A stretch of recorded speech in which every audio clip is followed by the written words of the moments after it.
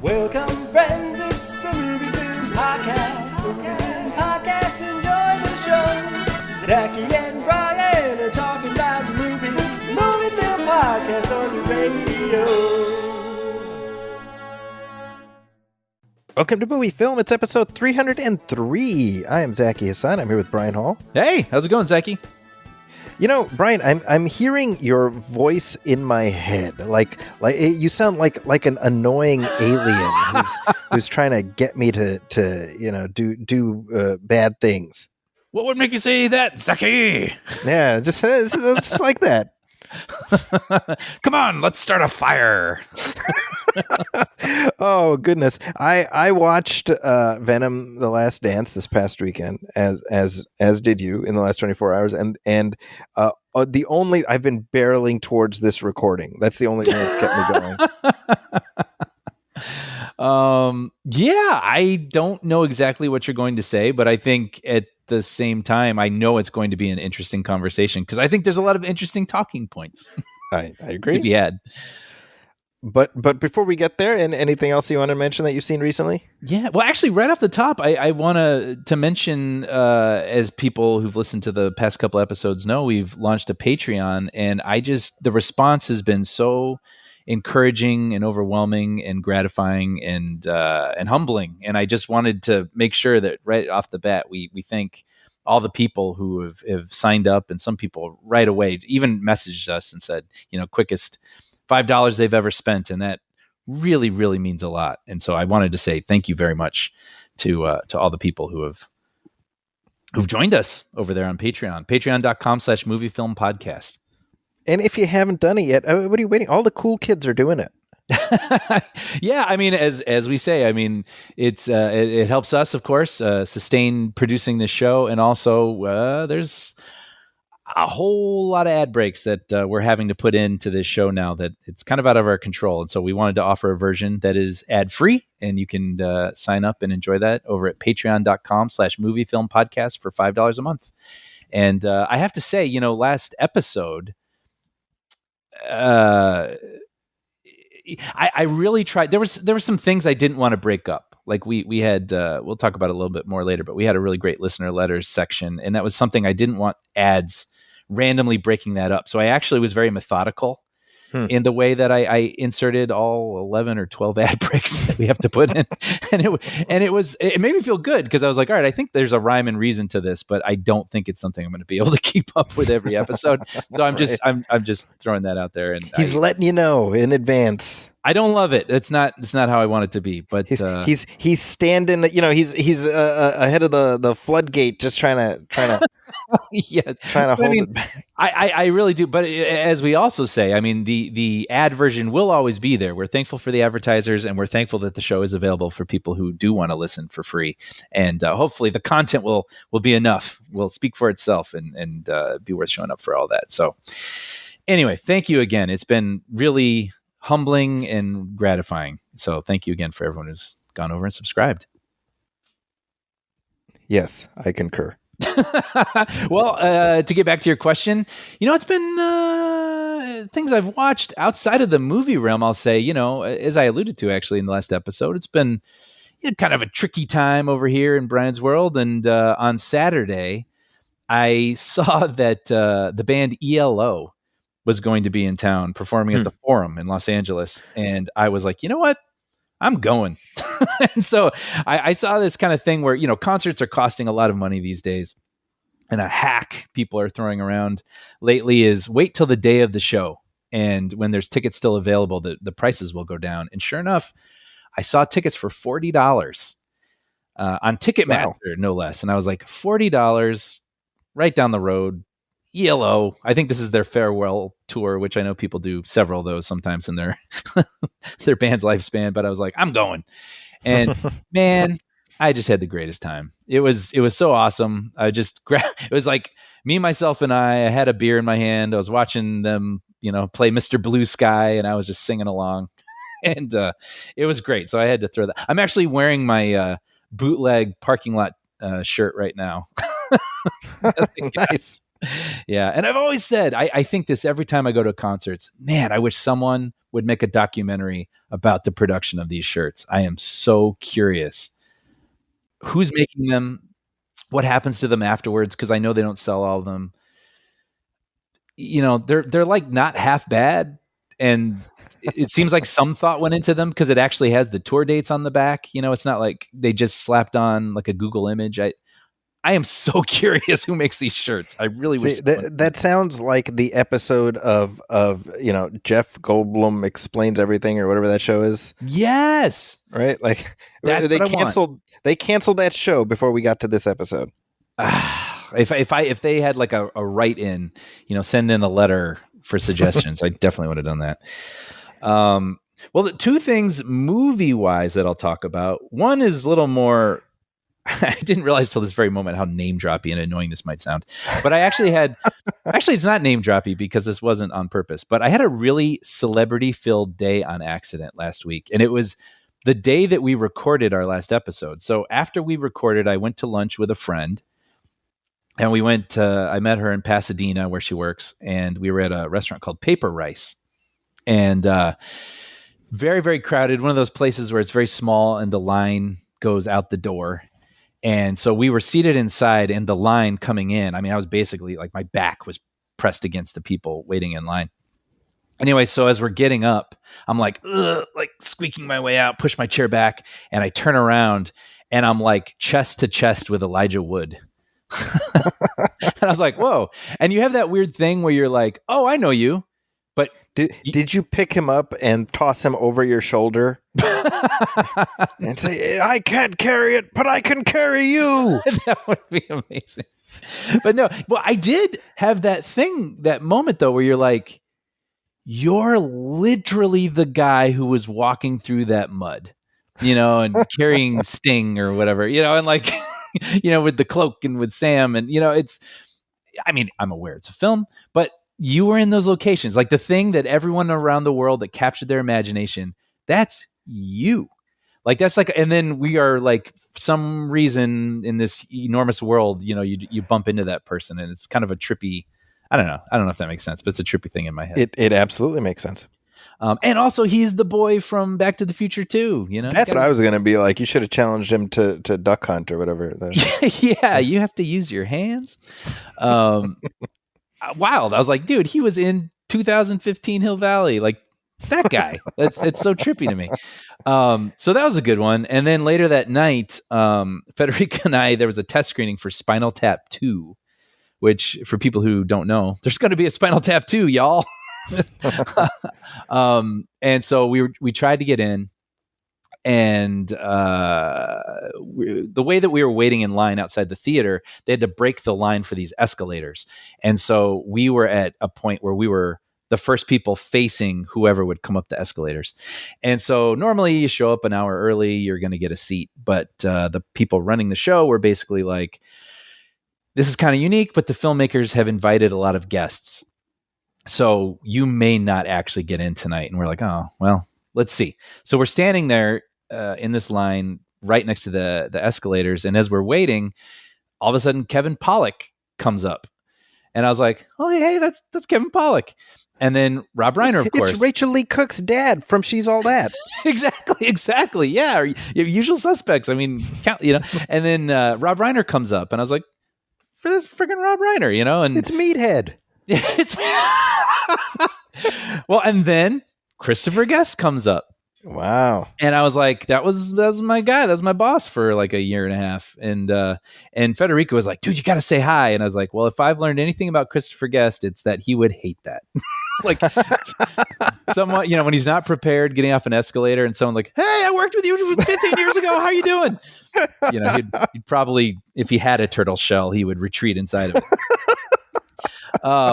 So that was really trippy though. I was like, there he is. That's so wild, And then Bryan Cranston came up the escalator and I was like, freaking hey, that's Bryan Cranston. That's amazing. Malcolm's dad. Yes. And so sure enough, we did not get into the screening, but we were like, well, that was fun. It's like Elijah Wood at lunch and then all these people at night. I was like, what a weird celebrity filled day. So See, the story I don't know if this was that day, but you mentioned to me how you crossed paths with Jordan Schlansky Oh yeah, from I forgot about that. from Yeah, from Conan O'Brien, and that is that's the story that was most impressive to me. that was, I'll share that too, because I think a lot of listeners know who he is and would enjoy that. And for people who don't know who he is, it's almost hard to explain, but he was Conan does these remotes. Obviously, he goes to different countries and things these days, but he also would do them around his office, and he would interact with his coworkers and mess with them.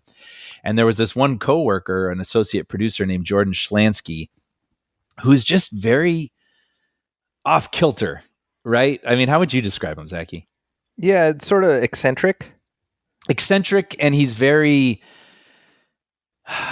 if you ask him, what's your favorite city to visit in Italy, he'll be like, well, there are various cities in Italy that are worth mentioning and that I couldn't cover in a span of this time that you've asked me this question. Like he speaks like that, and Conan is endlessly amused by him. And Conan says constantly, this is not an act. Yes. This is just who he is. And they seem to drive each other crazy, and it's, hilarity ensues. So anyway, and so that's the thing. He's very mysterious. You think, is this an act? I mean, who is this guy? So I was in a restaurant for breakfast, and I'm sitting there, and I'm like, holy crap, that's Jordan Schlansky. And so, Federica's sitting opposite me. I'm like, that's Jordan Schlansky. And she's like, who? And I'm like, Conan O'Brien. Hold on. And so I pull up my phone, and I'm showing her a picture of Jordan, right? Anyway, all of a sudden, he drops a hot sauce lid or cap, and the cap literally rolls over to me. And I was like, oh my gosh, I get to do this. So I pick up the cap, and he stands up, and I walk over, and I put the cap in his hand, and he goes, thanks, you're a real hero. And I was like, perfect. Perfect. I got to have my interaction. He said something that was kind of unusual. So I sit down. I'm like on cloud nine. I love this interaction. And then to a little capper to this story, which is so funny, I see this other couple like 2 tables away, and I see him looking at Jordan, and I can't hear them, but I see him doing the exact interaction we just had, where I see him mouth, Conan O'Brien. And then he pulls out his phone just like I had, scrolls so and gets a picture. And then he catches me laughing. And I just said, we just had this conversation 5 minutes ago. That's so funny. And they started laughing. But yeah, that was a good one too. I forgot about that. Anyway, so I don't know if that's what I've been watching, but that's what I've been gawking lately. Sure. But I do have one movie I'll suggest, or I won't suggest necessarily, but a movie I watched on Netflix that I was very curious about, that was directed by Anna Kendrick, and she stars in it, and it's called Woman of the Hour. Oh, right. This is like the dating game thing. Yeah, I heard about this premise a while ago, and I was very interested by it. So it's a true story about a woman who was on the dating game, the game show in the 70s, and she winds up choosing someone who turned out to be a serial killer. And I was like, wow, what's that movie like? And it's okay, is what I would say. I wish I could recommend it, because it's a really intriguing premise, right? Yeah. But unfortunately, it sort of weirdly feels like a series of vignettes. Oh, interesting. Like really what it feels, it's kind of out of order. So they basically use the dating game story as a thread throughout the whole movie, but then it will cut away and jump in time and basically recreate all these different situations where this guy killed these women. And it's not fun. I mean, it's very unpleasant, and you kind of wish it added up to something. And I mean, it kind of does, because I mean, spoiler, I mean, because we know he was the killer, like they do catch him, but like, I don't know. Again, it just felt like a series of recreations, and yeah, like I said, they're not pleasant, and the dating game thing kind of doesn't really add up to a whole lot. It just is there sort of as a thread, an interesting thread to keep you watching and tying it all together, I suppose, or holding it together a little bit. Yeah. There is one recreation that does have kind of an ending, and it stars an actress named Autumn Best, and she plays a Okay. runaway who encounters him and finds a way to sort of figure out how to interact with him and stall with him and pinpoints his weaknesses and kind of uses them to her advantage. And she is so good. I had not seen anything with her before, but I wanted to call her out. She's really good. That whole segment is, one of the strongest, I think. Okay. But what I will say, unfortunately, just as a movie, I don't know that really holds together. But I will say where it succeeds, and to credit Kendrick as a director, I mean, unfortunately, it succeeds in creating a real palpable sense of dread for the female experience. Whereas just being a woman in this world, can you ever truly feel safe? Like, who is that person walking behind you on the sidewalk? Why is that person looking at me from across the room? Like, the movie is very successful in creating that. And obviously I'll never understand that completely, but the movie made me feel like, what a nightmare, like and then when you're trying to explain something to someone, hey, I think this person is acting weird. And someone's like, well, you're probably, I understand you feel that way, but it's probably in your head. Just seeing people doubted, or women doubted so much in this movie, it's very frustrating. Right. And so that, I thought she created a real sense of that really well. So kind of a mixed bag, and very disturbing. I would throw out for people who are interested but might be disturbed by some of this stuff. Okay, that's interesting. So yeah, but that's on Netflix. Yeah, like I said, kind of a mixed bag. But I'm curious. I'm curious what Kendrick will do next, because I saw some promise. You know what I mean? Yeah. So we'll see what she tackles next. But how about yourself?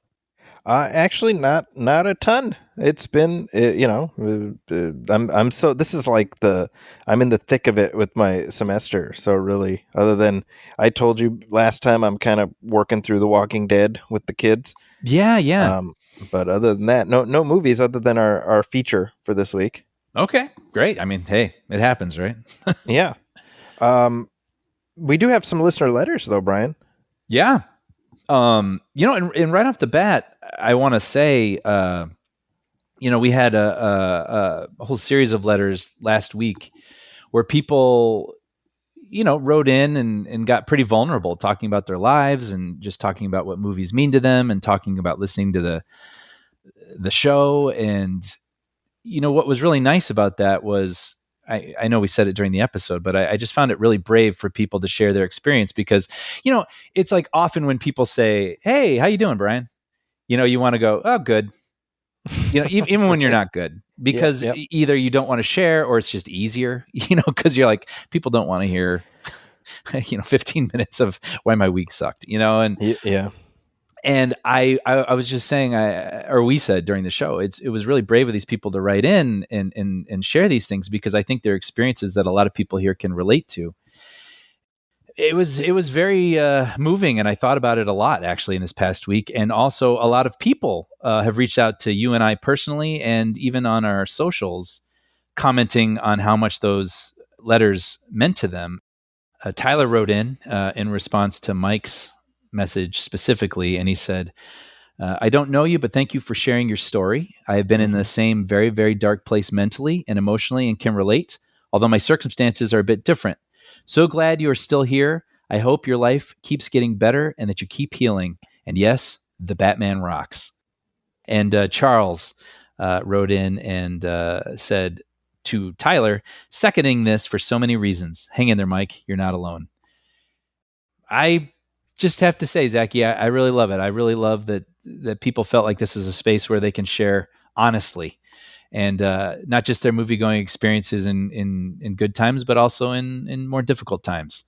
And I really appreciate that. I want to say I see you guys also. And for the people who are also feeling that way who haven't written in, see you all too. And love that we can be here for one another. I love that. Yeah, absolutely. Yeah, thank you, Mike, for writing, and thanks for everybody who chimed in, because that too was that's just a very kind gesture, 100%. Here's a note we got from Corey Hebine who says, hey, movie film. Every year around this time, I start watching horror movies. Though I can venture into the more scary and intense slasher flicks, my wife and cats do not. So every year I try to find safe and fun October movies to watch with them. Knowing that yous guys aren't the biggest fans of the genre, that is accurate, I wanted to share my safe horror picks with you in hopes that you would give them a try. Here are 3 that I think you would enjoy. Coincidentally, they are all Canadian films. The first up is Slacks from 2020. During a lockdown at a high-end teen fashion store, something is killing off the employees trapped inside. Interesting. Okay, I haven't heard of that. Psycho Gorman from 2020. This is a total throwback to 80s horror movies with a comedic twist. Old school costumes and practical effects. Okay.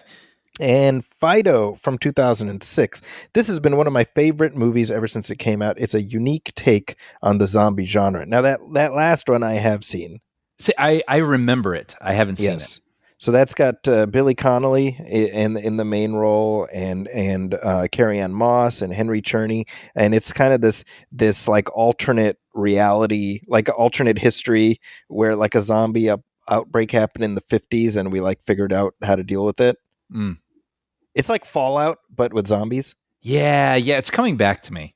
You know, and that's really good. I would definitely recommend that. Yeah. Cool. All right. Hey, I appreciate that. So everybody can kind of have their enjoy spooky season, but to their own personal tastes. Yeah. Well, and maybe Corey's uncorked something where it's like scary movies for wieners like Zachy and Brian. Totally. Thank you, Corey, for that. Here's a note we got from Mark LaChance, and this is in reference to from a couple weeks ago. We did our commentary track for Star Trek III: The Search for Spock. Yep. So Mark has some thoughts. He says, thanks so much for the Star Trek 3 commentary track. This has always been my second favorite original cast film after The Wrath of Khan, and I feel that The Wrath of Khan and The Search for Spock are one epic adventure, with The Voyage Home serving as an epilogue. As such, I've always thought that it would be interesting to see The Wrath of Khan and The Search for Spock edited into one film like Coppola did with Godfather 1 and 2 for The Godfather Complete Epic VHS set, which that's a thing which like is lost to the ages. Like I wish to God somebody would put it out. Yeah, that's a good. I didn't even think about that's not available. They showed it on TV once, like maybe 10 years ago, and that's the last time I remember seeing it. Yeah. So wait, so you've watched it? I've seen most of it. I jumped. I didn't know it was on, so I happened to catch it. But it's told like chronologically. So they split up Godfather 2 and put all the flashback stuff at the very beginning. We start in the past. Exactly. So the whole movie is told in chronological order. And I believe there's a version that adds in Godfather 3, but definitely there's the complete epic with 1 and 2, but in timeline order. Okay. And it's just a different experience. Like I'm not gonna say it's better or worse, but it's a new fun way to watch those movies. Interesting. They also did that with the Fast and the Furious. Are you serious? Where you can. It sounds like a joke. No, like you serious, Clark? Okay.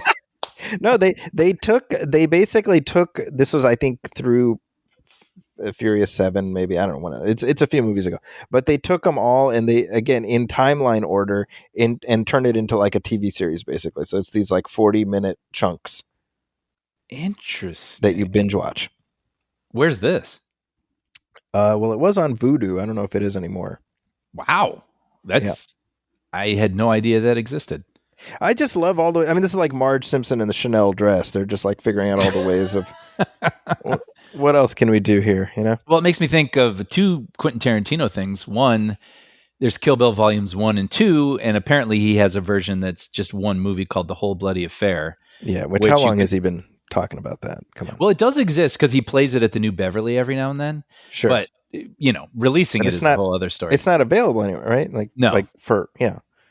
But also, The Hateful Eight, I know he re-edited from a film into a Netflix, I want to say 4-part series. Yes, that's right. So that's kind of interesting, especially coming from a real, I'm dubbing him this, but a real cinema guy. Uh-huh. It's interesting that he turned his own movie into a miniseries.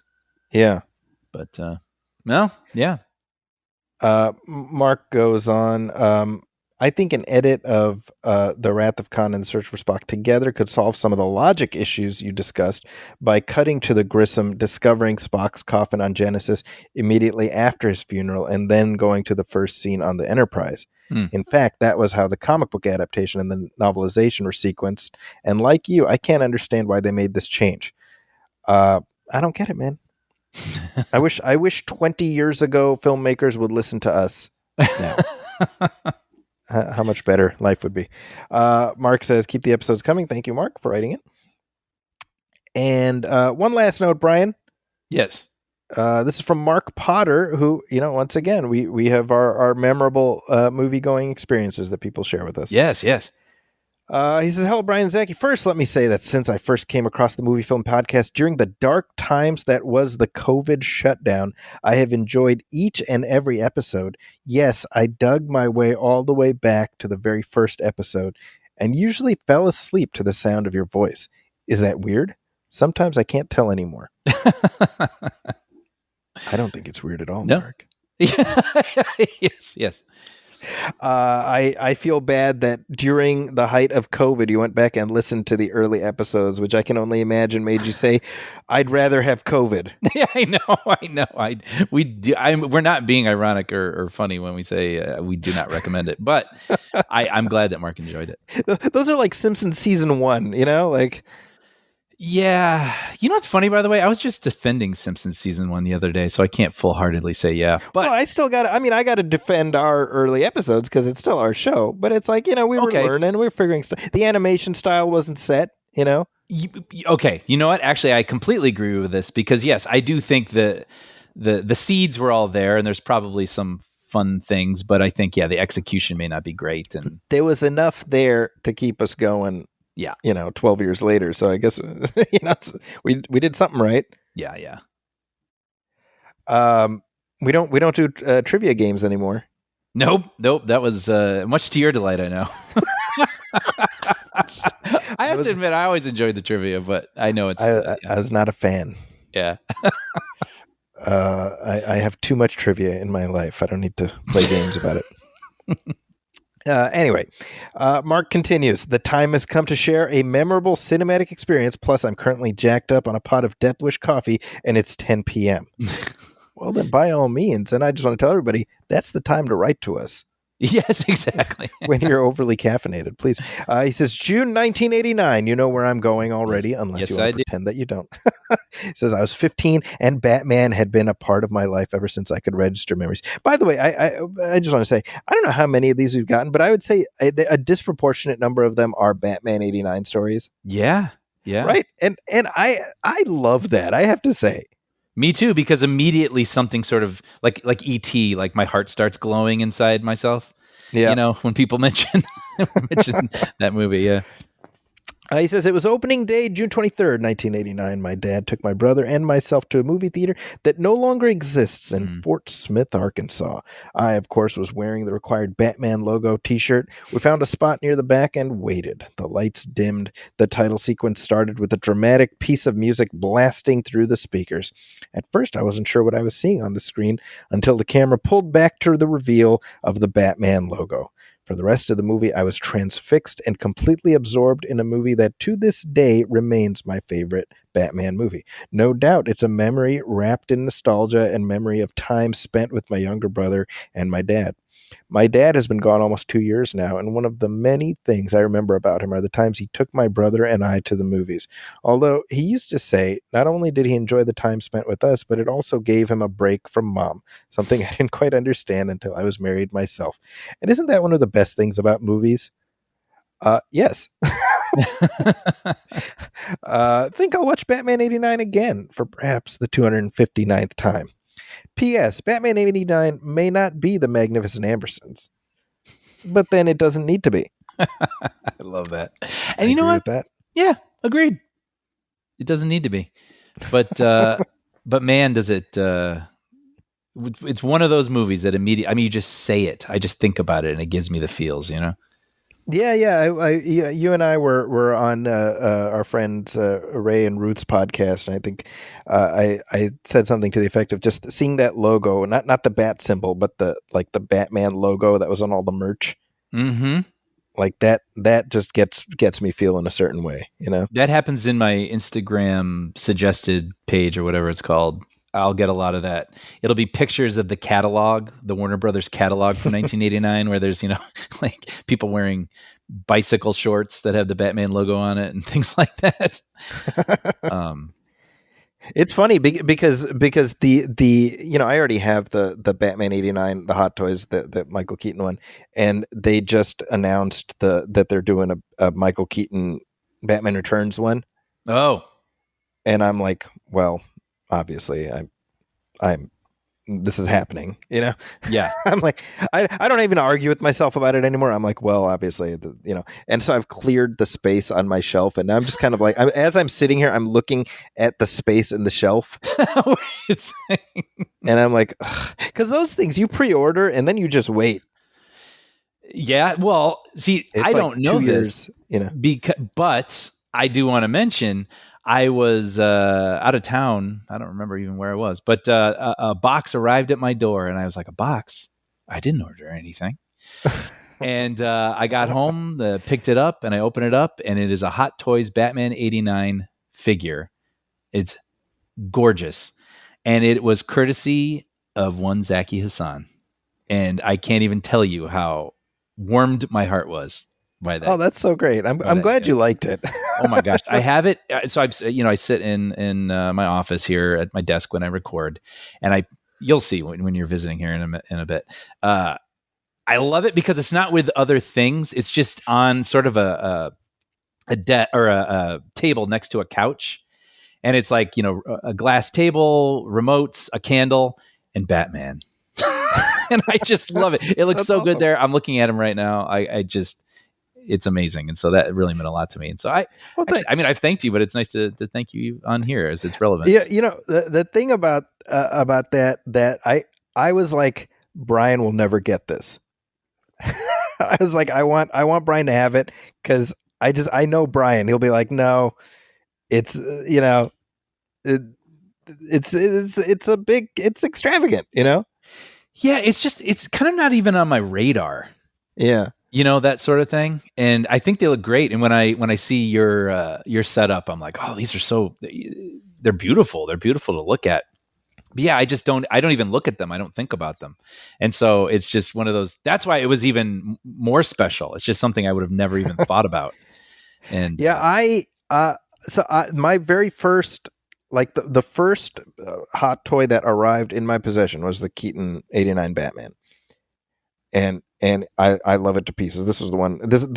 They reissued it. They did a new version. That's the one you have. But I was like, oh, this is great. I was like, that's it. That's all I need. And I'm sitting here looking at. I have the Val Kilmer Batman, the Christian Bale from Dark Knight. I have Ben Affleck Batman. I've got Pattinson Batman. So I mean, it really is like a monkey on your back. Yep. I've got the animated series Batman on its way. Like, oh, cool. Yeah. Yeah, well, yeah. Then you don't want them to be alone. Yeah, exactly. You're like, hey, they got to have someone to play with. Yeah, exactly. Yeah, I mean, if there's like an Indian in the cupboard situation happening, like you don't want like one lone Batman just like, well, that is accurate. Yeah, but I'm glad you like that. That's awesome. Oh, I love it. Yeah. I want to say, just getting back real quick to this email with Mark. It's just it's so funny when you were talking about seeing this movie with your dad. I don't know why, because I know I've seen a handful of movies with my dad, but maybe because I haven't seen a ton. I do have that, like with certain movies, I remember Independence Day.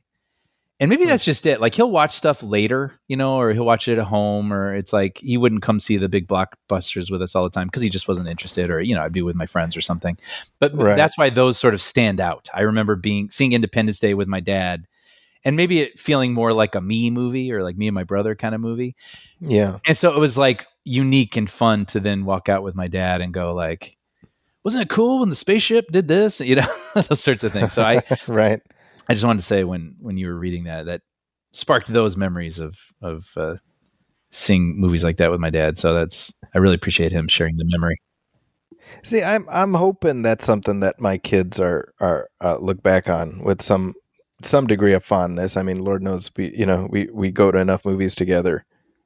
Oh, I guarantee it. I mean, I think I might have talked about it before, but with my mom, when I was still living at home, I think I was doing community college, and I wanted to go see Panic Room because at the time it was like new David Fincher, and he was Mm-hmm. so excited. I mean, he still is, but he was really exciting at that time, and very much not my mom's speed, that movie. But I was like, this could be fun. Oh, because Dwight Yoakam's in it, and she loves country music. So I was like, hey, Dwight Yoakam's in it. Let's go. So cut to us in the theater, and Dwight Yoakam's got a sledgehammer, and he's like, he's sledgehammering Jodie Foster's ex-husband while he's like tied up to a chair. I was like, I am so sorry. So you should have been like Dwight Yoakam. Yeah. But to this day, we talk about it. It's such a great memory for us. So yeah, I really that email sort of sparked those memories inside me. I love that. That's great. Yeah. Well, we have some headlines here, Brian. Let's hear it. Well, it's just by virtue of our schedule. We've been jumping around, and we've there have been several people who've passed away that I was like, oh, I want to at least mention their passing. Oh, definitely, yeah. So right up top, John Ashton. Yes. Who, of course, best known from the Beverly Hills Cop films. Yep. Which, I mean, we've been really in it. We've been in the Beverly Hills Cop world this year, so that felt, we just spent a lot of time with him this year. So that was sad to see. So he of course played Taggart in Beverly Hills Cop 1, 2, and the fourth one, as Brian said, from earlier this year. And he was 76 years old. He passed away after a battle with cancer, and it obviously, I mean, he'd been in a Midnight Run as one of his roles that I've always that stuck with me. He's also in King Kong Lives, which is a terrible movie. Oh, I haven't seen that. But he had a very illustrious career. But I mean, Taggart is just one of those characters that it's like, yeah, that's who you want to be associated with, Mm-hmm, mm-hmm. And I was just glad that it took so long to get that movie made, the fourth Beverly Hills Cop. But I'm glad he got to do it one last time. I know. I felt that way, and I saw a lot of tributes written about that. It's just so nice they got to have that.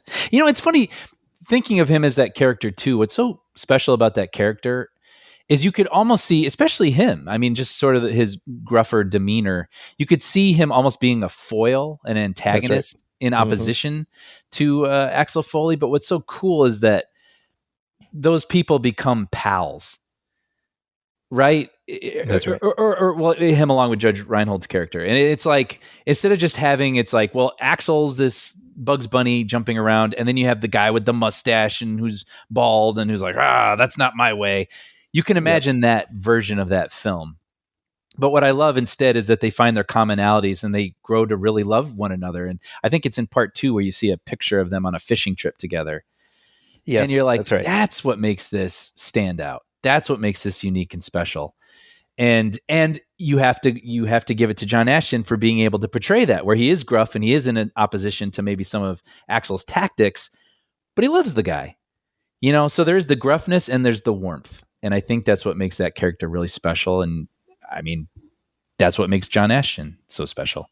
Absolutely. I wanted to share a tweet that Judge Reinhold posted after his passing, and this is from a month ago. I mean, that's how long he passed away. But he says, 40 years of laughs on screen and off. John lived his life. My brother, my partner, my Sarge. I love you. There's no smoking in heaven, John. And it's just a lot of pictures of them over 40 years. A 40-year friendship. I mean, that's remarkable. Yeah.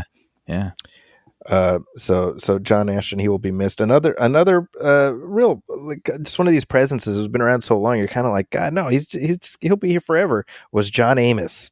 Yeah. Yep.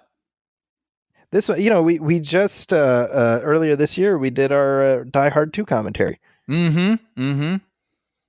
He has a great turn in that. It's a great heel turn.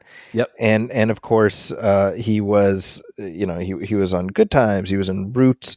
For me, he was Admiral Percy Fitzwallace on The West Wing. Oh, okay. Okay. Just a terrific character. And Amos was 84 years old. Yeah. Well, I have to throw out, I think of him always with Coming to America. Of course, Coming to America. That's right. Yep. I'm going to forget that. And again, it's a remarkable presence. I mean, he was on Good Times. He was the dad on Good Times, right? James Evans. And he left that show because he felt like it was becoming cartoonish in terms of portraying the focus sort of moved towards off of the family and onto the JJ character, who was kind of a more obviously comedic foil. Isn't that interesting? I mean, without getting into science fiction territory, it almost reminds me of the Family Matters situation. Yep. Yeah, very much that. Yeah. Right. Like, and I don't know what Jimmy J.J. Walker would say about it, but definitely there's that sense of like, he was like the Urkel, Yeah, like this character hits. It's a little different tone than what the show set out to be, but you're sort of following what the audience seems to be responding to, which is completely understandable. But you can also imagine the people who signed up for one thing might be like, oh, well, this is not the thing that I thought it was going to be. This is not what I thought we were going to be representing on television. Exactly. That's right. Yeah, exactly. So, I respect that. And Lord knows he had an amazing career throughout his life. So it wasn't like he took a career hit after leaving Good Times, Yeah. Oh, yeah. I've said this to you many times. You owe yourself a watch through of The West Wing. I know. It's one of those, that and The Sopranos. Those are my, it was The Wire for a while, and then I did it, and I absolutely adored it. When something has so much hype, it's dangerous because you're worried that it won't live up to it. The Wire completely lived up to the hype. So I'm excited. I think these two, I know they're beloved. And weirdly, I think The Sopranos would benefit from the distance where you've already heard all the people shitting on how it ended or whatever. Yeah. Because you can sort of contextualize all of it and just watch it for what it is. You know what's funny? I don't have the whole series as context for that ending, but I did watch it the night that it aired. I think there were some people over and they were curious to see how it ended. And even then I found it kind of powerful. Interesting. I could see where it might be aggravating, especially now we know what it is. So you can look at it. Okay, this is what's going to happen. How do I feel about that? What do I think happened? I can imagine that night. I know a lot of people thought famously, right? It's just sort of the family sitting at a booth. Everything seems kind of normal. And then it like cuts to black.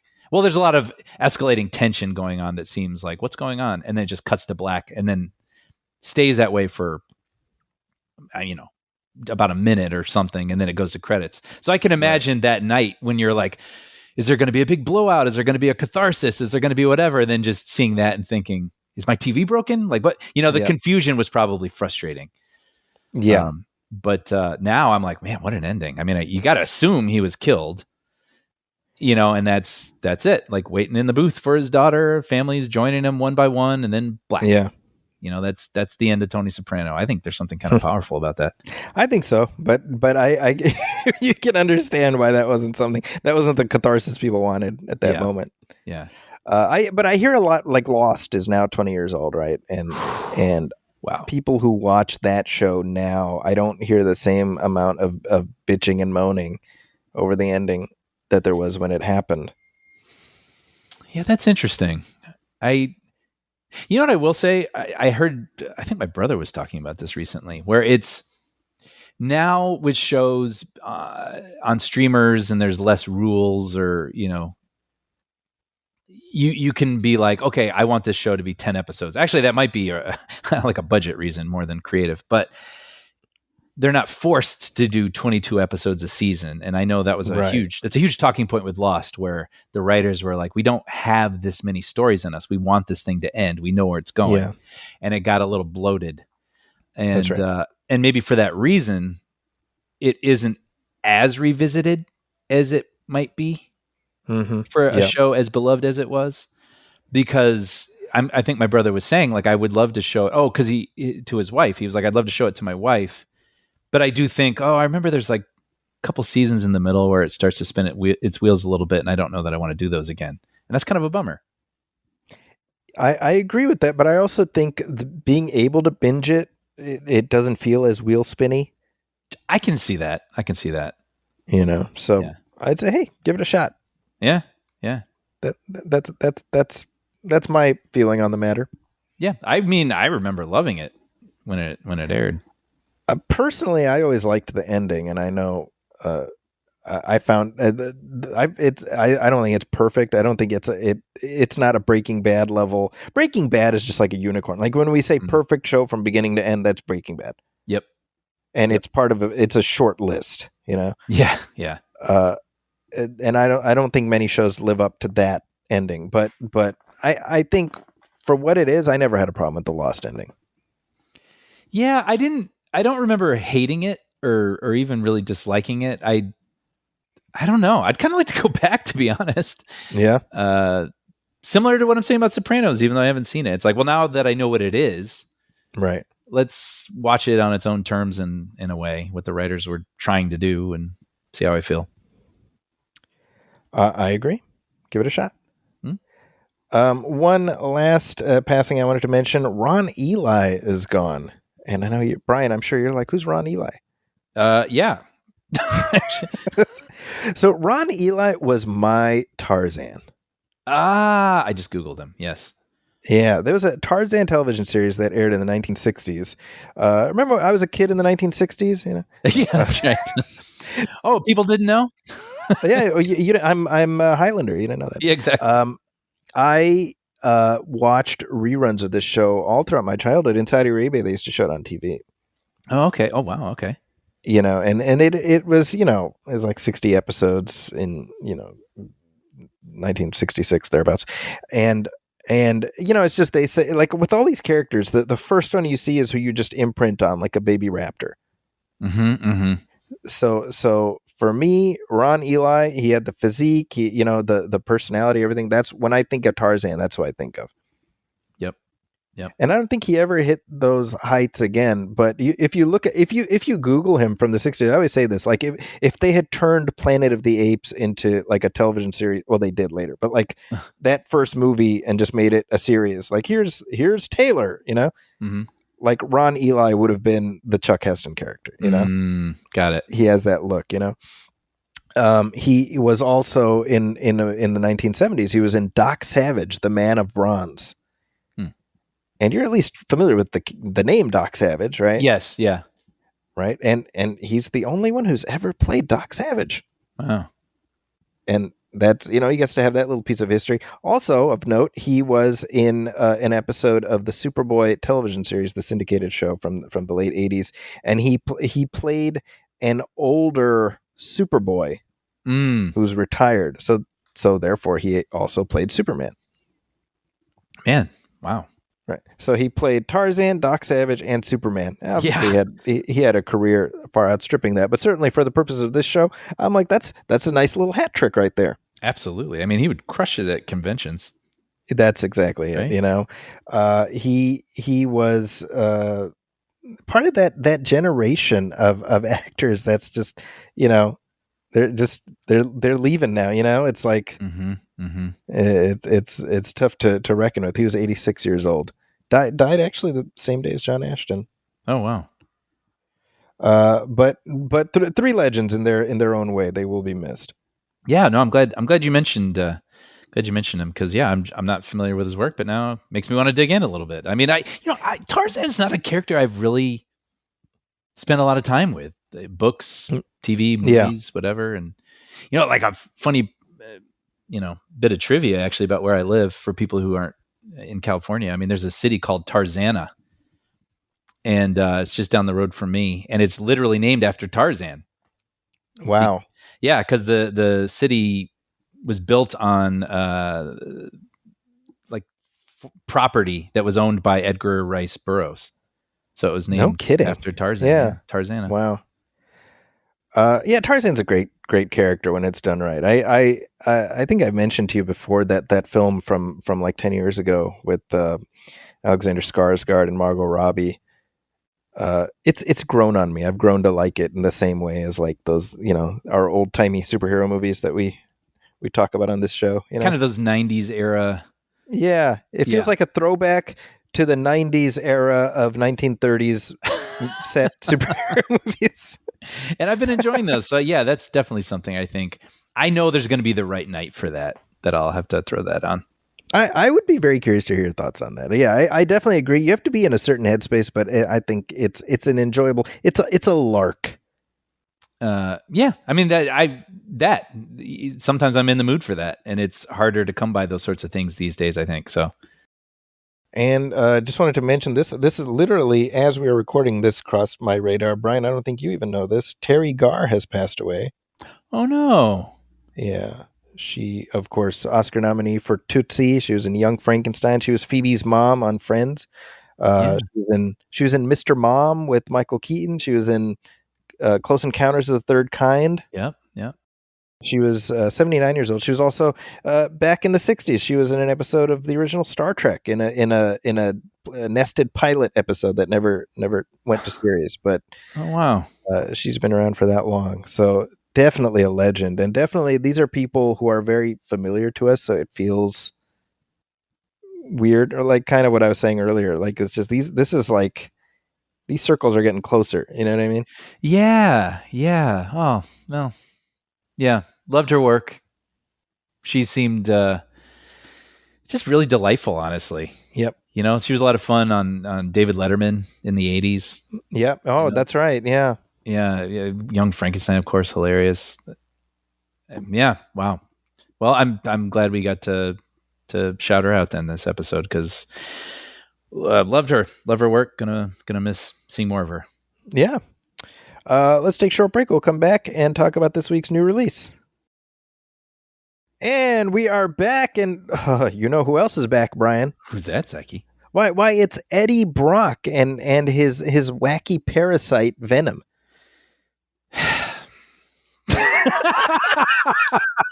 Okay, so I was driving and I saw a billboard for Venom 3: The Last Dance, and it said the epic conclusion, and I thought, to what? What was left hanging? What did we do? Like, where are we going? Conclusion to what? And look, my cards are on the table here. This series just ain't for me. Yeah. But I was like, and I really was just like, okay, seeing Venom this weekend. Yeah. I'll try to get into that because I don't want to just like kick it and not explain myself. But yeah, well, there I am. How about you, Zaki? So I went to see the first Venom with my second son in 2018. So he was 9 years old. Uh-huh. And then when the second one came out, I went with him for that. And then for this third one, I was like, well, he's 15 now, almost 16. I was like, well, this is like our thing. We got to go see it. Mm-hmm. He was like, yeah, absolutely. We went, and the movie ends, and I just turned to him and I was like, so what'd you think? And he goes, I think that's the worst movie I've seen this year. And I think I remember this now. Yeah. and I was thinking, I was like, I saw somebody online who was like, Venom is a movie for 13-year-olds. I was thinking about that going in, and I was like, well, apparently it's a movie for only 13-year-olds. Zaki, I almost wasn't going to say this, but literally during the conclusion last night, I literally thought that. I was like, oh, this is a movie for 13-year-olds.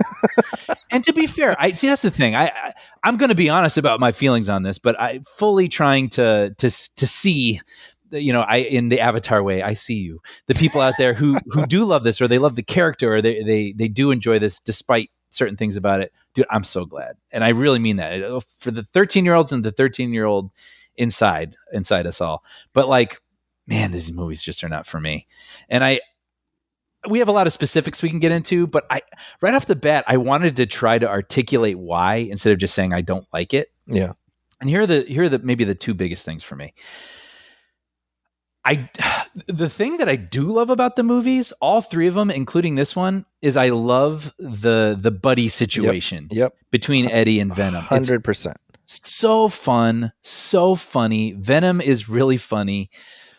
Anytime it gets into that, I think it's the second one where Eddie is sort of despondent and Venom's trying to cook him breakfast and he's making a mess.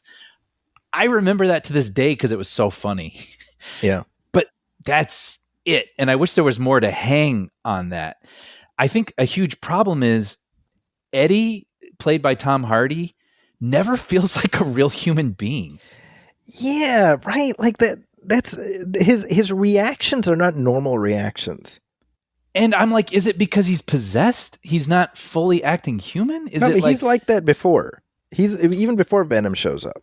It's so weird to me. And I'm like, there's a moment in this movie where he's getting peed on by this guy, and he's like, "Oh, gee, this is happening to me now." Oh no, and then Venom slaps the guy, and he's just like, "Oh, why you gotta keep hitting people?" Oh, geez, like.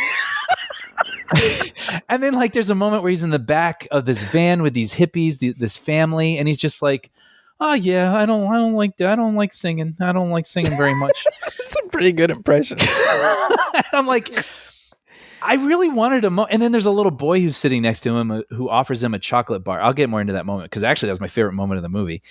And I'm like, Venom is even whispering kind of in his ear, like, "Do you long for this? Do you long for a family?" And I was like leaning forward, like, this is good. Here we go. Mm-hmm. But he's just like, "I don't know. Don't think about it much." Like, I'm like, no, like, if you're going to contrast him with this family, at least have it mean something to this human. I mean, Michelle Williams was this love interest in the first two movies, and maybe that helped in the other ones. Yeah. To make him feel more like a human being because she feels like a human being, her character. Yeah.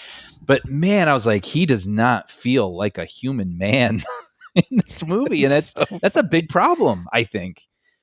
I mean, well, you said you agree. Well, then I'll the other huge thing for me is these movies just move at a clip that prevent characters acting like people, I think. Right. And I feel like I'm watching a TikTok reel of a movie versus watching an actual movie. Right. And so then I think it prevents the story from making any sort of cohesive sense, the stakes from making any sort of palpable sense, the characters, that Juno Temple plays this scientist in here who has a really interesting setup, I thought, with her brother. And okay, well, hold on. Let's stop there for a second.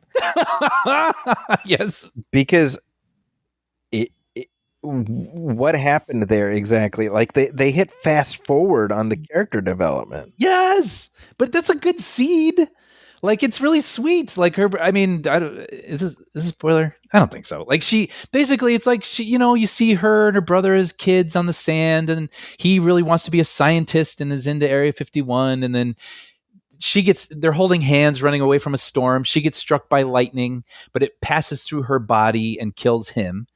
And then we see her wake up in the present. This is all in the first act. She has, scars, lightning-shaped scars on the side of her, and now she's doing the job that her brother always wanted. For you, for my brother.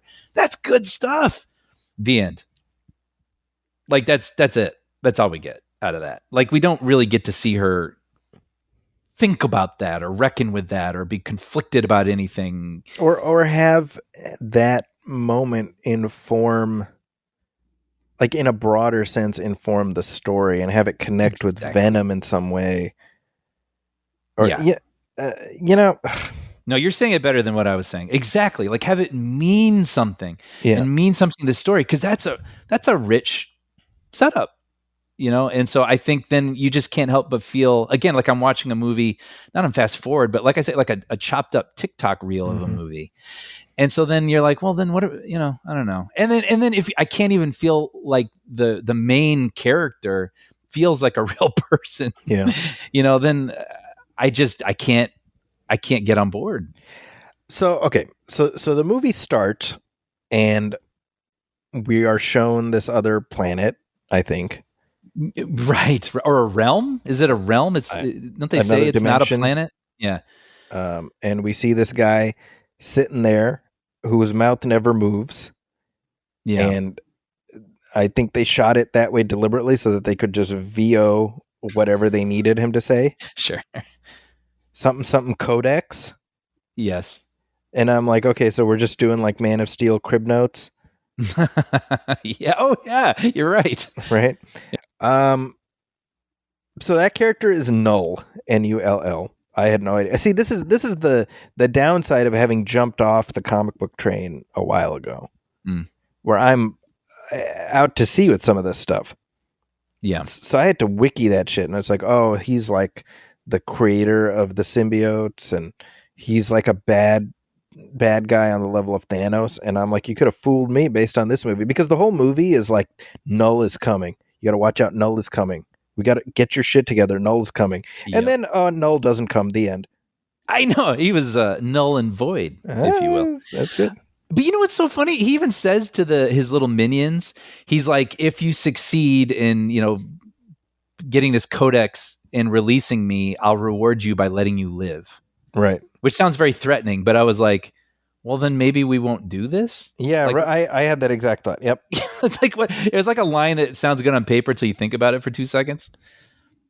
Yeah, it really feels like they shot a bunch of stuff and then they just stitched it together. There's another thing where so Chiwetel Ejiofor is like the General Sitwell or whatever his name is, Stillwell, and at one point, like, so he's already gone out and tried to get Venom, and that didn't go well, right? Yeah. So he's like in his Area 55. Yes. Right? Yeah. And so he reaches out to like mysterious guy, and he's telling him, he's like, I'm going to go get him, but I need you to give me I need you to let me use the 6. Mm-hmm. You know what I'm talking about? Yeah, I probably heard this and it didn't even click. The guy, and then this mysterious person who we see from the back is like, you are authorized to release the 6. That's right. That's right. And I'm like, oh, the 6? What are the 6? Mm-hmm. Who are the 6? No, they're just some guys. They're just some soldiers. That's right. The guys. Oh, because even I was like, maybe I missed it. Is it like Sinister 6 or something? Yeah, like, well, that's what you would think. Yeah. So it feels like they were like, hey, well, let's just shoot this and we'll figure it out. And they're like, oh, shoot, we didn't figure that out. Oh, well. You're totally right. I mean, maybe that was a thought to introduce Sinister 6, but it looks like maybe that might be happening in the Craven movie, which... you know what? Here's one thing I'm going to say, okay? Because they showed the Craven trailer before this, and in comparison with this, that looks like the Magnificent Ambersons. Oh, man, I wish I felt that way. This is like my next one I'm dreading, but like literally that was after we got done. Miku was like, well, I guess we're gonna do this again with Craven, right? Like that's our thing now. We just go to see these. So like the only one we didn't watch together was Madam Web. That was a treat for just you and I. But you know, I don't know. I don't know if I knew what we had with Madam Web. I mean, maybe I could have at least tried to enjoy it, because at least it wasn't taking itself so seriously. And I'm not going back on what I said. I don't think it's great, but like, I mean, to me, it's like you either it's like do you step in dog poo without a sock on, or do you get it on your shoe? Well, either way, it's a problem you got to deal with. Although I will say, you're reminding me of thoughts I had during the movie. That did look cool. Those guys hanging from the helicopter. Right. There you go. And then, I hated the aliens in this movie for a couple of reasons. One, the way that they work is like a wood chipper. It's kind of like that scene in Fargo where basically they eat people, but instead of digesting them, they have these teeth that are like grinding layers of grinders, and they fire out the gore out the back of their heads of what they're eating. And I was like, what sense does that make? Like, that doesn't even... and then also they act like the T-1000, where they can get diced up and broken apart and whatever, but then they sort of meld back together into a creature. Yep. And I was like, okay, the T-1000 is made of liquid metal. Like, that makes sense. These feel like they're flesh and bone. Like, what? Right. Am I wrong? Or maybe they're just I guess, are they some sort of symbiote just meant to resemble flesh and bone? I don't know. I was thinking like, look, I mean, give the people who design these things in the art department a raise because they look whatever, but they just feel like running wild with ideas versus having anything that makes grounded sense Yep. for them to actually exist. Yep. And I actually was thinking about that during the movie, which I think is an issue. That's right. I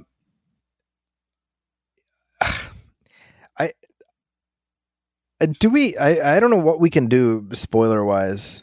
I don't. Well, actually, I do have one spoiler, but I do want to say a few more things that I thought. Okay, so you're talking about Area 55.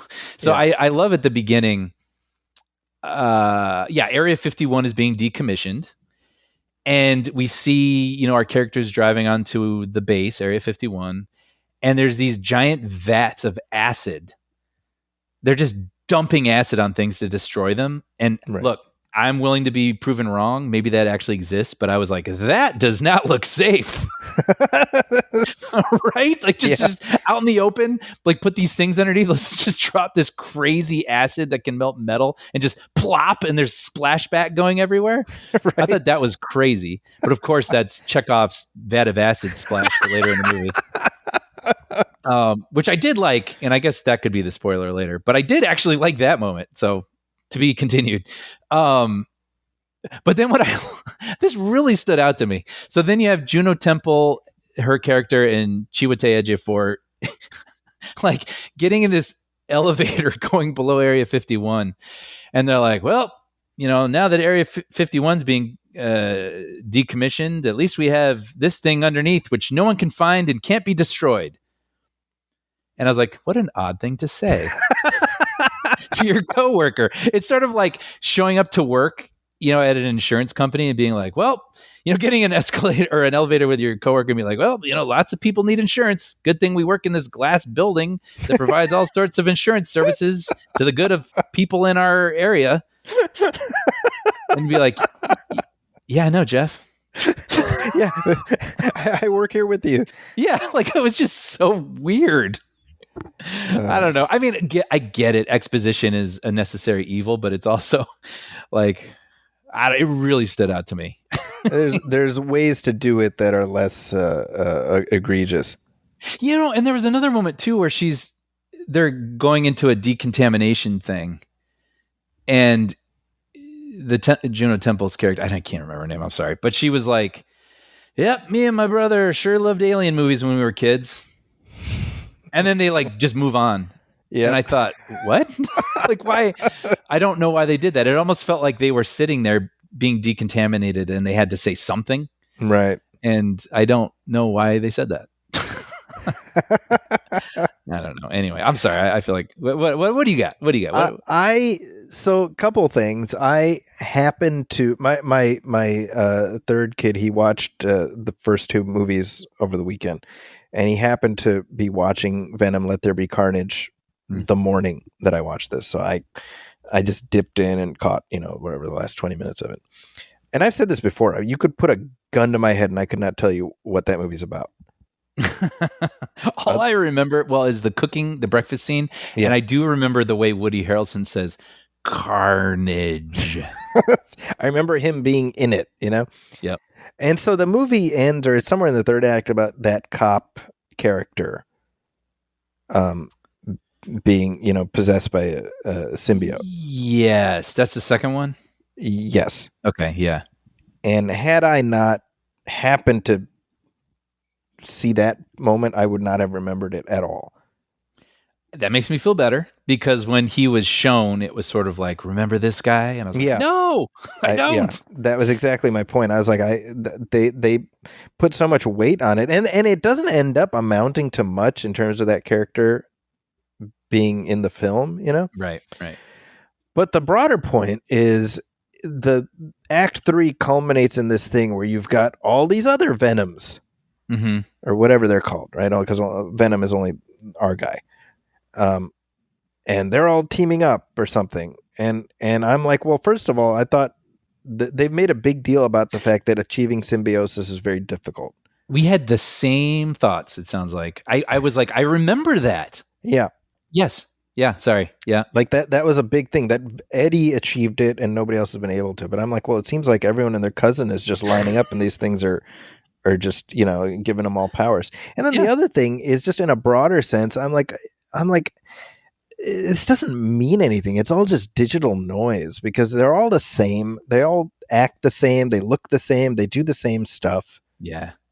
Like this is my problem with the Green Lantern. In the comic books, they've got like, oh, there's the Red Lantern Corps, and there's the Yellow Lantern Corps, and their rings are powered by anger, and their rings are powered by avarice, or whatever the hell. And I'm like, whatever, man. It's all just green. It's all just energy, light stuff. Sure. Right. And that's why I'm curious, like what they'll do, with this new Green Lantern thing to distinguish it. But that's my problem with this. I'm like, what? It's all just Venom people. Yeah. They all look kind of the same. They're all doing kind of the same stuff, and it's just whatever. And the weird thing is, the first movie says, oh, Venom was a loser and he was like kicked out of his planet or whatever. Mm-hmm. And now it's like, no, he's the one carrying the codex, and I don't even know if they, get into the detail of what the codex is. I don't remember that. Yeah, what I will give to the movie's credit, though, is the whole rules of the codex, where it's like, if you reveal yourself, these creatures can see you. So, or if one of you dies, or I was like, okay, no, when it was started, by the way, I really did try to go in being charitable. Like I always do this, especially with these movies that I know I'm not going to like. Mm-hmm. I'm like, no, don't turn that off. Really try to get on its wavelength. And I mean, I couldn't, unfortunately, but I remember in the first act being like, I get it. I can follow that. Got it. I kind of like that. And there's these rules. And so you can play with those rules. Although I will say, maybe I'm remembering it weird. Okay, sorry, this is two-parter. So basically when they go to Vegas and they need money, which I did think was kind of funny, Venom's like, hey, I just watched Rain Man. I know how to do this. That did make me laugh. That was funny. And like, I want some money. And so then they see a woman and they're like, hey, it's such and such, beloved character from the series. And I thought, I have no idea who that is. That to me, it felt like the Simpsons spin-off episode where it's like the, what I'm talking about, with Wiggum and Skinner are like a detective show. Yeah. And then like the Simpsons show up. Hey, we're on vacation in New Orleans. That's really funny. Well, and then it's so great. And she's like, I have a penthouse, you can come join me. So they go up there and they have this dance sequence with her and Venom, which is fine. I mean, I didn't feel a lot for it, but I kind of admire that this movie attempts to be wacky and silly. Like that is what I like that. I would like it to do that thing. But, and you've got to justify the title, The Last Dance, right? That's so, but what I didn't like was, and again, maybe I'm remembering this wrong, but the whole thing is, if Venom completely, reveals himself, the bad guys know exactly where he is. Yes. So he goes up there and the woman's like, let's dance. And Venom's like, yes, let's. And I think Eddie's even like, yeah, but won't that mean they'll see us? And he's like, oh, I don't care. And so then they have this like 2-minute dance sequence. And I was like, that's not a good reason. So if you don't care, why should I care? Yep. Like you're revealing yourself to the bad guy. If there was even like one line to make it be like, maybe we can do this. This means too much. I want to bond with this woman, and like maybe there's a way around it, but it doesn't work, or something like that. But for him to be like, oh, I know those were the rules of the movie and a community end of the world, but I want to dance. Mm-hmm. Like that makes me then, well, if you don't care, then how can I care? And there's so many ways around that. I mean, you could have even had something like Venom is gotten intoxicated, Exactly. That's what I'm saying. Like one line, tweak one little thing, and you can make it okay. Yeah. But it's like the movie doesn't care. Then like, okay. And it's just a way to get the bad guys on, onto the scene again. That's right. So I don't know. Well, okay. So let's talk about the ending. Okay. No. I was just like, is this even worth the work dropping in that spoiler? But let's do it. All right. Spoilers. So, I mean, they telegraph the ending from the very beginning of the movie, where it's like, if I die, Yeah. or you die. Wink, wink, nudge, nudge. I was like, okay, so Venom's gonna die. Like that. You know That what? was me. To the movie's credit, at least on my end, I didn't think they'd have the balls to do it, or at least I Interesting. thought there'd be some sort of we think he's dead, but he survives. And the fact that it actually ends with Eddie looking at the Statue of Liberty, completing the thing that Venom really wanted to do, but died before he could do. I was like, wow, okay. I actually admired that. I actually, as a final shot, I didn't mind that. I have to admit that the little montage as Eddie is remembering Venom. Yeah. I bust out laughing. Wait, why? I was like, I can't take this seriously. First of all, it's like scenes that we just saw like mere minutes ago, Yeah. But just like there's just something about because the movie, the trilogy has not done the work to make me really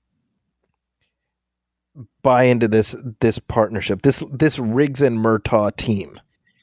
Yes, I know, and the comedy of them has worked for me occasionally. Yeah, and so it makes me frustrated. That's the thing. I'm not just like, oh well. I'm frustrated because the potential was there for this awesome duo, and this poor haggard guy who has to live with the symbiote, but by gum, he learns to love him.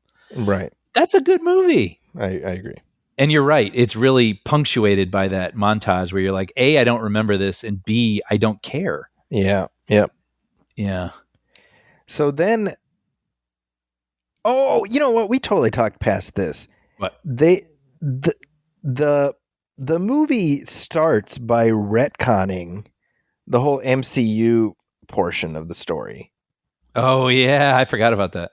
Right? Because I was talking about this with my son. I was like, No Way Home, Spider-Man No Way Home has the post-credit scene where Venom and Eddie are in the MCU. Mm-hmm. They're talking to the bartender. They get pulled back to their Earth and they leave behind a piece of Venom. Right. And that, as far as we knew in that movie, it was in the MCU. Right. This movie retcons it that no, he left the piece of Venom behind in the bar, but it was like the variant bar in Venom Earth. Yep. And so the MCU portion, like he didn't leave it behind in the MCU. That's funny. I didn't even think about that. But yeah. Right? Why? Why not just leave it there? Just it felt so arbitrary to specifically go out of your way to overwrite that for whatever reason. Mm-hmm. It's very odd. No, I didn't catch that. So that is very curious. So that, and then the other thought I had was, I was like, Chiwetel Ejiofor, obviously he's Mordo, right? Mm. And then Rhys Ifans is the lizard. Oh, that's right. Yes. And I was like, I thought we were doing this thing where it's like a variant of, like if people look the same or they look different, Yeah. Like I this is not a big deal at all, but I am like if we're establishing multiverse rules, then why are you just having random actors show up who've played other roles? That's a really good point. Yeah.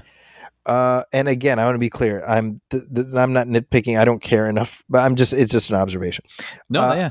But anyway, so the movie ends and Eddie's like, whatever he says, finally got here, pal, or whatever. And then we get the two post-credit scenes, which, man, can I tell, this movie did it for me. I am so done with post-credit scenes. Yeah. Because there was the nonsensical null scene. Yes. Yep. Apparently it's Andy Serkis's voice. Oh, I recognized it right away. He sounded just like Snoke. I didn't catch that. Yeah. What was he saying? I don't know. You know what he said? I don't remember it exactly, but it's something like, oh yeah, well, just wait till they see what I do next. Or, the equivalent of that. And I was like, you were in this movie. You know what I mean? Like, apparently you were the big bad in this movie. So like, I mean, if for people who are invested in this, what a slap in the face. Yeah. Because he meant nothing in this movie, even though, again, he is the impetus of everything that's happening in this. And this then to is be at the end like, oh, wait till you see what I'm really gonna do. Wait till I really unleash. right. It's like It's like Thanos in that end credit scene of Age of Ultron, where it's like, fine, I'll do it myself, right? totally. But that at least you're able to contextualize it there was a slow burn of whatever 15 movies, and it ultimately culminated in something. The problem here is if you wanted to seed null, you do that shit in movie one, Mm-hmm. and then you actually have it come to something here. But again, I don't know who this character is. I have no, you know what I mean. I'm completely in the dark. Yeah, well, and so is he, by the way, to This that is point, true. because he doesn't look like anything. Like he's Yeah. just like a bowed head Yeah. that I'm looking at the top of for most of the movie in an ununderstandable space. Yeah. Yeah. So he doesn't feel. I feel like I'm watching like Final Fantasy from like 2005, kind of look, and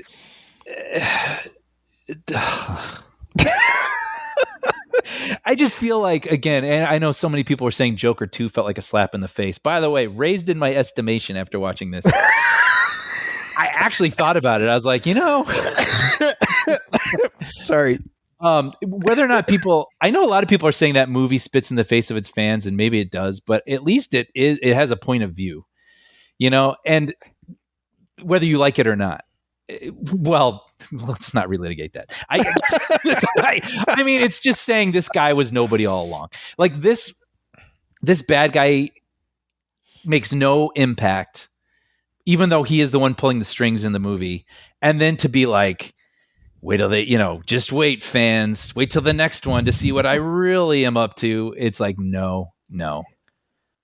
Right? Yep. Yep. But I didn't stay for the final one. What was that? It's oh God, Brian. Seriously, man. Makes me so mad because those end credits went on for goddamn ever. Okay, and Really? it really it was a slog. And then it's like we come back and it's the whole wrecked base, and that bartender Oh, is like, "Where is everybody here?" Something like that. He like climbs up the wreckage. Or like, what happened here? Something, and then we see like a little cockroach that's like electrified. And that's basically it. like lightning? Yeah, it's got like electric powers. I think that's based on what I saw. Okay. I mean, well, I forgot that he was taken by Same. Yep. I remember that now. Yeah, at the beginning he was taken because it seemed like he knew something. So that makes sense why he's at the base. I thought you were going to say that like we saw a little symbiote or something crawl out, which would be a little frustrating, but also interesting. Well, okay. So then this reminds me of, again, now I'm looking at IMDb. Dr. Teddy Payne, played by Juno Temple, who I thought did a fine job, by the way. She did what was asked of her. But so then when she links with the symbiote, she has lightning powers, which I thought, okay. I mean, because she was struck by lightning as a kid, but I'm like, yes. So this was my question. yeah. Was that scene earlier some kind of mutant power on her part? Yes, because lightning doesn't live in you. Yes. Like, yes. Right. Again, on its way to being interesting, but it winds up being confusing. Right. But then maybe I'm thinking too hard. I mean, maybe the movie is like, why are you like, just didn't look cool? She was running fast. So it's okay. Here we go. I just looked up about the final credit scene, and it says, okay. Early in the film, Rex Strickland, that's a name. That's a cool name. Chiwetel Ejiofor makes note that the Venom symbiote is shedding, leaving little pieces of itself behind. Strickland captures a sample of another piece of Venom in The Last Dance, but there's no telling how many of these tiny pieces of Venom were left around. But at least one was found by a cockroach, seen in the post-credit scene of the latest Venom film. The symbiote-clad cockroach touches a test tube vial that held the electricity-based symbiote Agony. That's the name, Brian, Agony. Okay. And the Venom symbiote is given a shock, suggesting a resurrection. I don't care. Whatever. Please, no more. Okay, so I want to talk about my favorite moment in the movie. Please. I really liked the hippies were okay. They're a little low hanging fruit in their execution, which I didn't love. Yeah. Because I think the actors are very talented. You know, I love what's her name, Alana Ubach. Alana Ubach. Yeah, Oh, she's great. She's great. She's so great in the TED TV show, by the way. Yeah, that's right. She's in that. Yeah. Yeah, I mean, she's legend, like voice acting legend, whatever. So just seeing them reduced to like the easiest stupid jokes about like granola people, I found lazy and frustrating. But anyway, I really love the moment in the back where Eddie, he's a tortured guy and he's sitting in the back with that boy.